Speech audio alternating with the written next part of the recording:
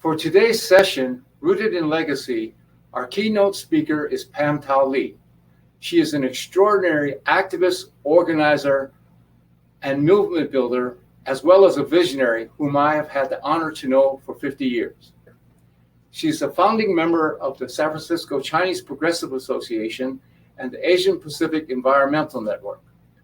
Pam has been at the forefront of the movement for environmental justice, participating in the historic First National Peoples of Color Environmental Leadership Summit in 1991, and is presently the chairperson of the International Coalition for Human Rights in the Philippines, which is fighting for the right of indigenous people to protect their environment from the violence of the Duterte regime. Brothers and sisters, I present to you Pam Tau Lee. Good afternoon, APALA delegates. I'm very honored to be with you and to share my thoughts on your conference theme, Rooted in Legacy, Towards a New World Beyond Borders and Across Oceans. To begin, what led me to APALA and to labor and my life's work for environment? I was 7 years old. As a child, I lived with my grandmother. She worked in a garment factory that made jeans for Levi Strauss. I vividly remember the denim dust being everywhere, in your hair, in your nose. And I remember the smell of the chemicals, the steam, the noise of the machines, the constant chatter, and my grandmother's workstation. I also remember seeing women cry. I was playing on a bale of denim when I heard a scream. The sounds of the machines came to a halt, and I saw women rushing to a crying coworker. Her hand was bleeding. Out from the office stormed the boss. He was yelling at everyone to get back to work. Grandmother pointed at him. Do you know who he is? Yes, he's the low bond. Yes, and he's mean, greedy, and too much soy sauce.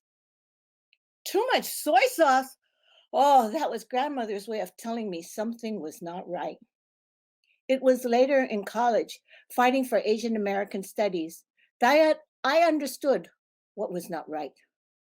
I learned that the root cause of my grandmother's anger was the capitalist system of super exploitation by corporations like Levi's.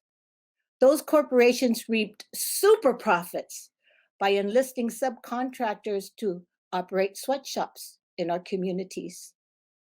I also learned how multinationals like Levi's fostered neocolonialism in our homelands. This soy sauce moment was the grounding experience that in 1992 drew me to APALA. This year's conference comes at a pivotal moment in world history. What comes to mind when you think about a new world beyond borders and across oceans?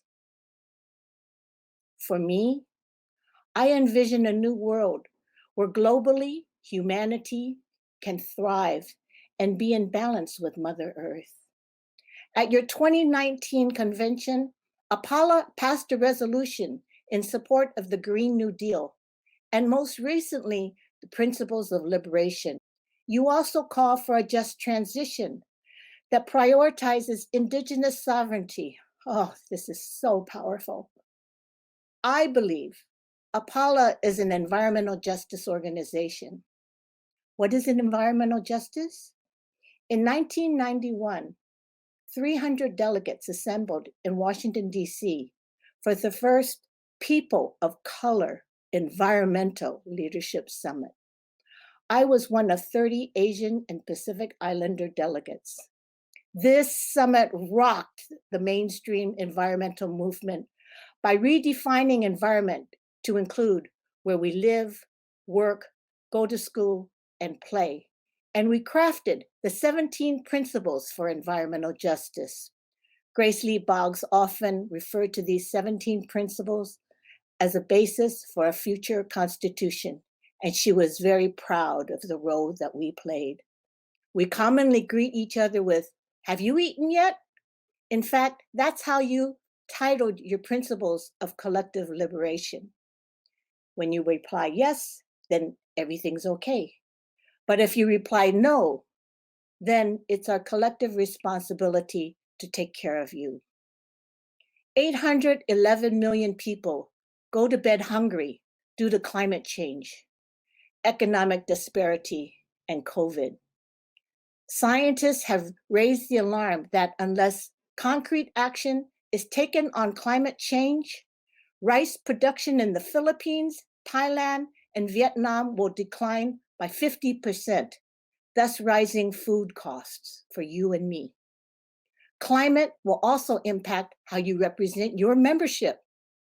It is predicted that illness due to climate will raise the cost of healthcare, the cost of childcare, housing, food, insurance will also increase. And we all know that with climate change will come increased racial and economic tension. Here is a model for a just transition. But what could an APALA model for just transition look like? I feel APALA is posed to make a major leadership role on climate change by crafting an Asian American, Native Hawaiian, Pacific Islander perspective for a national just transition. An APALA vision-led set of principles and practices that addresses the needed shift from an extractive economy to a regenerative economy for all. A just transition that draws on a rich legacy of sustainable, traditional, and cultural practices. A just transition that is place-based to include our communities like Boston Chinatown. Boston Chinatown is vulnerable to extreme heat and flooding, with the highest level of particulate air pollution in the state. Most of Chinatown could be underground by 2050. The Chinese Progressive Association there is planning for a community-owned energy microgrid to reduce emissions and bring electric power to those most impacted by environmental injustice. Your voice, APALA's voice, can make sure that the climate issues of communities like Boston Chinatown are uplifted and addressed, and that Green New Deal infrastructure projects provide good paying union opportunities for community residents. Let's move forward together, not from a place of fear, anxiety, and anger, but from a place that draws on our historic legacy of radical love, love for the people, our peers, our community, and internationalism. Let's move forward towards a new world and system change for a sustainable planet. Together, we can do this. Thank you.